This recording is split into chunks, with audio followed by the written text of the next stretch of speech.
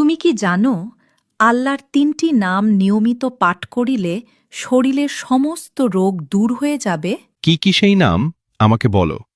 আমি নিয়মিত পাঠ করব। আমার শরীর অনেক অসুস্থ। ১. প্রথমে চোখে হাত রেখে ইয়া নুরু ২১ বার পাঠ করবে। তাহলে দেখবে তোমার চোখের সব সমস্যা আল্লাহর রহমতে দূর হয়ে যাবে। ২. মাথায় হাত দিয়ে ইয়া আলিমু ১১ বার পাঠ করবে। তাহলে দেখবে তোমার মাথার যত সমস্যা আল্লাহর রহমতে দূর হয়ে যাবে।